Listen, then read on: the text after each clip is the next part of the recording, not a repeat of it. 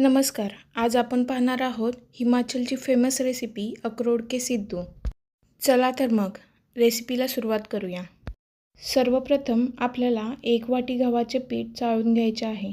त्यामध्ये मीठ आणि ॲक्टिवेटेड ईस्ट टाकून मळून घ्यायचे आहे. पीठ मळताना आपल्याला कोमट पाण्याचा वापर करायचा आहे. अशा प्रकारे पीठ छान मळून घ्यायचं आहे. पीठ मळून झाल्यावर त्याच्यावर थोडंसं तेल टाकून छान असा गोळा करून घ्यायचा आणि तो पातेल्यामध्ये ठेवून द्यायचा आहे. या रेसिपीसाठी आपल्याला अर्धा वाटी अक्रोड लागणार आहेत. साधारणतः 2 ते 3 तासात हे पीठ छानपणे तयार होतं.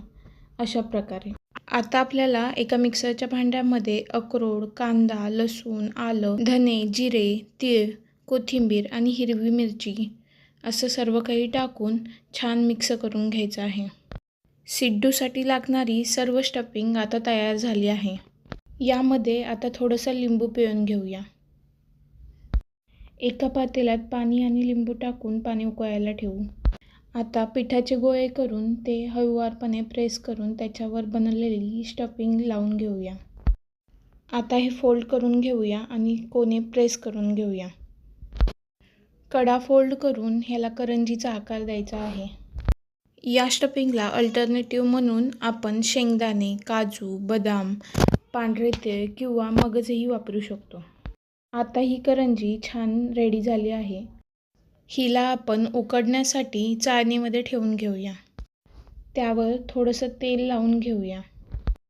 20 ते 30 मिनिटांमध्ये कमी फ्लेमवर हे सिड्डू तयार होतात. आता सिड्डू रेडी झाले आहेत. ते आपण एका प्लेटमध्ये काढून घेऊन कट करून घेऊया. त्यावर थोडंसं तूप, लाल तिखट, चाट मसाला टाकून घेऊयात. फायनली सिड्डू रेडी आहेत. आता त्यांना सर्व करूया.